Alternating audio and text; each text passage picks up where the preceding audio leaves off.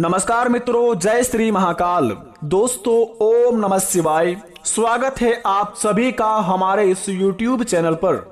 तो मित्रों, आज का यह ज्योतिष कार्यक्रम तो तुला राशि वालों जो कि बेटा बंद किस्मत का ताला खुलेंगे, बनेंगे सारे बिगड़े काम।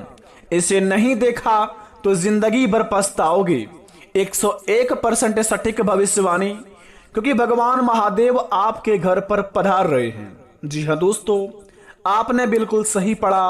आज का महाराशि फल के थंबनेल में दोस्तों, भगवान शिव जी, असंभव को संभव करने वाले भगवान महादेव बिल्कुल ही अलग हैं। ये भोले भी हैं और रुद्र भी है। उनको जानना सरल भी है और कठिन भी है। भस्मधारी भी है, सर्पधारी भी है, चंद्रधारी भी है।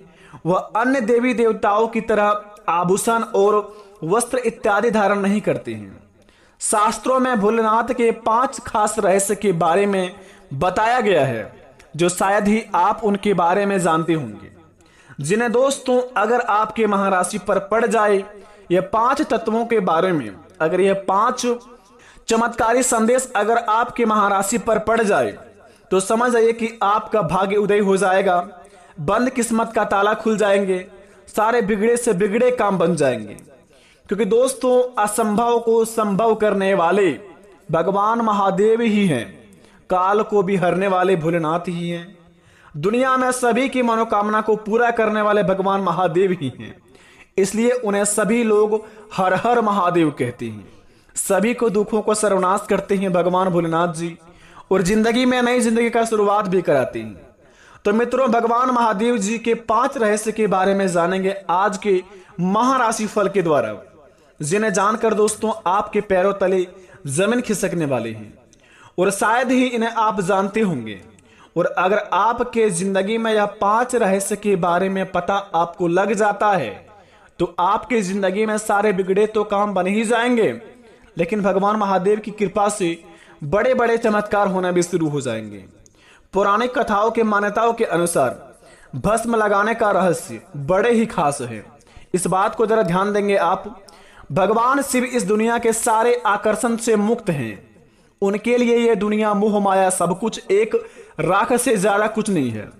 सब कुछ एक दिन भस्मभूत होकर समाप्त हो जाएगा। भस्म इसी बात का प्रतीक है। शिव जी का भस्म से भी अभिषेक होता है, जिससे विराग और ज्ञान की प्राप्ति होती है। घर में धूप बत्ती की राख से शिव जी का अभिषेक कर सकते हैं। महिलाओं को भस्म से अभिषेक नहीं करना चाहिए, इस बात को भी ध्यान रखें। जी हाँ दोस्तों, आपको इस बात का अवश्य ज्ञान होनी चाहिए कि आपके घर में जो अगरबत्ती जलते हैं सुबह या शाम के समय में, घर के मंदिरों में महिलाओं या फिर कोई भी आप पूजा पाठ में अगरबत्ती जो व्यक्ति जलाते हैं, उसके भस्म से भगवान शिव जी का जलाभिषेक भी हो सकते हैं। और इस बात का दोस्तों यह साबित करता है कि अगर आप अगरबत्ती के भस्म से अगर भगवान जी का अभिषेक करेंगे तो आपके जीवन काल में पड़ने वाले काल भैरव नष्ट हो जाएंगे। आपके जिंदगी में राहु और केतु जैसे कोई भी बीमारियां हो, राहु और केतु जैसे कोई भी आपके कुंडली में प्रभाव हो, ग्रह हो, सारे आपके जीवन काल से मुक्त हो जाएंगे और आपको सारी चीजों में मुक्ति मिल जाएंगे।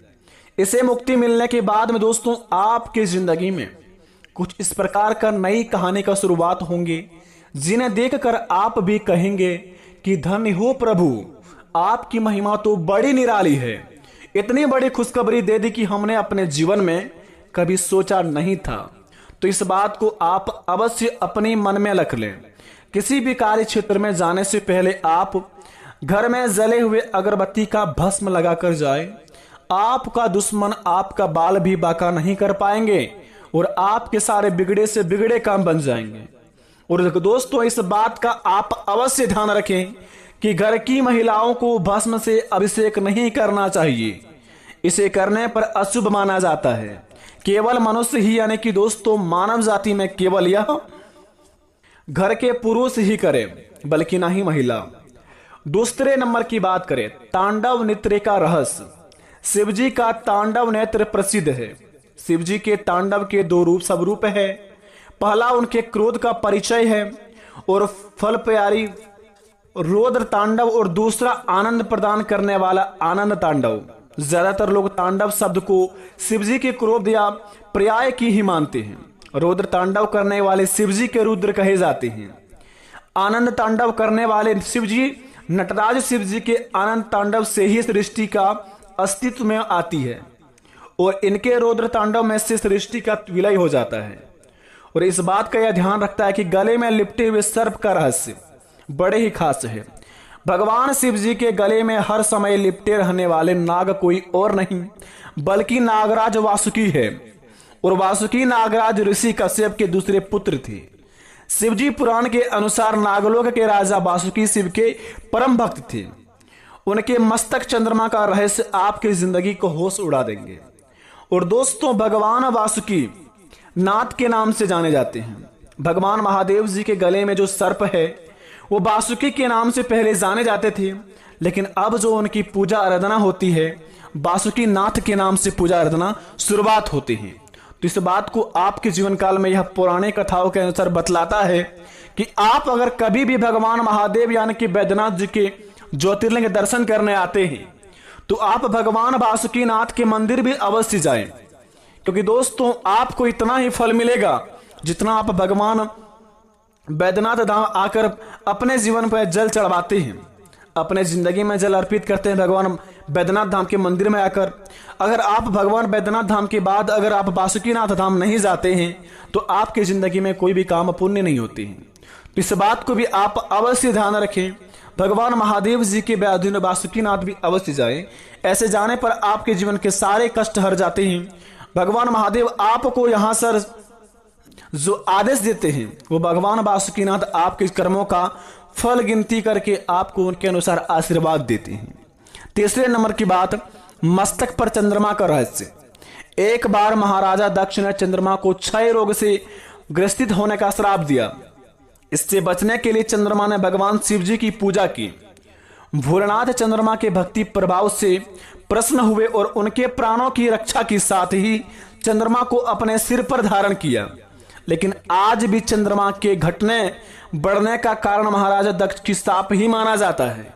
तो अगर आप किसी भी कार्य को करते हैं तो सबसे पहले आप शुभ समय को देखकर उगते हुए सूरज की पूजा करें।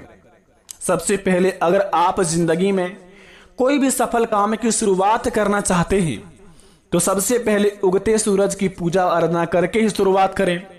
ऐसा माना जाता है कि उगते सूरज की पूजा शुरुआत करने पर हमारे सारे बिगड़े से बिगड़े काम बन जाते हैं और हमारे जिंदगी में जो भी समस्या होती है भगवान महादेव की आंख वह हर लेते हैं। और दोस्तों, आखिरी बात जरा ध्यान से देखें, 5वें नंबर की बात बड़े ही खास बात है। तीसरी आंख का रहस्य। एक बार हिमालय पर भगवान शिव जी सभा कर रहे थे जिसमें सभी देवी देवता, ऋषि मुनि और ज्ञानी जीवन शामिल थे। तभी सभा में माता पार्वती आई और उन्होंने अपने दोनों हाथों से भगवान शिव जी की दोनों आंखों को ढक दिया। माता पार्वती ने जैसे ही भगवान शिव जी की आंखों को ढका सारे संसार में अंधेरा छा गया। इसके बाद धरती पर मौजूद सभी जीव जंतु में खलबली मच गई। संसार की यह दशा देखकर भगवान शिव जी से देखी नहीं गई। उन्होंने अपने माथा पर एक ज्योतिज पुंज प्रकट किया जो भगवान शिव जी की तीसरी आंख से जाने जाती है। और कहा जाता है कि जब हमारे जिंदगी में कोई भी भगवान के प्रति हम बुरा सोचते हैं, जैसे कि सो दोस्तों भगवान महादेव कहते हैं कि मनुष्य जाति में बुद्धि तो सबके पास होते हैं, मनुष्य चालाकी करता है या फिर ईमानदारी वो मनुष्य ही नहीं जानती, बल्कि हम सभी कर्मों के हिसाब रखते हैं। इसलिए भगवान को दोस्तों देवों के देव महादेव के नाम से जाने जाते हैं। तो अपने जीवन में आप जो भी कर्म करते हैं वो भले ही आप छल कपट से करके आगे बढ़ जाते हैं और आपके विरोधी को पता नहीं चलता है, या फिर आप किसी के पेट में लात मारकर आगे निकल जाते हैं, भले सामने वाले इंसान को पता नहीं चलता है, लेकिन कर्म में आपका लिखा जाता है। इसलिए दोस्तों कहते हैं भगवान भोलेनाथ जी कि जो प्रेम की नैया से अपने काम को शुरुआत करेगा उनका जिंदगी में कभी भी उस काम से कोई बाधा नहीं आएगा और उस काम से वह इतना लाभ कमाएगा कि जीवन भर कभी भी वो अपने जिंदगी में कष्ट नहीं पाएगा। तो शुरुआत कीजिए अपने कामों को और अपने जीवन में कभी भी दोस्तों दूसरों को तकलीफ मत दीजिए। जितना हो सके मुस्कुराते हुए सभी के जीवन में प्रवेश कीजिए, सभी के आंखों में खुशी भरिए, सभी के चेहरे में स्माइल भरिए। आपका जिंदगी में भगवान भोलेनाथ जी स्वयं प्रकट होकर आपके सारे बिगड़े काम बना देंगे।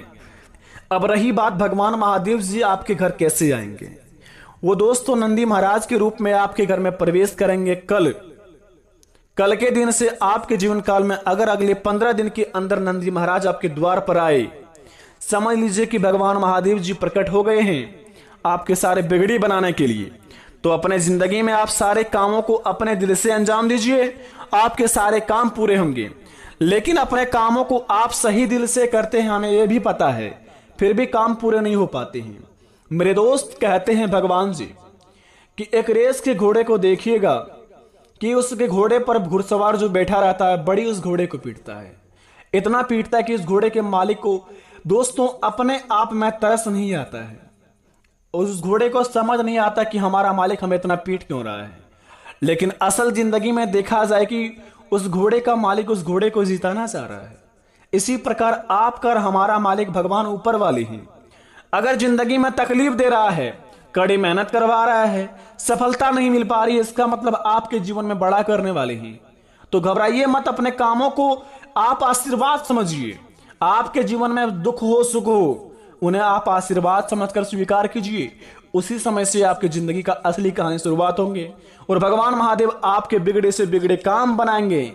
इसलिए बेटा कमेंट बॉक्स में थैंक यू गुरुजी लिखिए, तुम्हारा सारे बिगड़े काम बनेगा। धन्यवाद।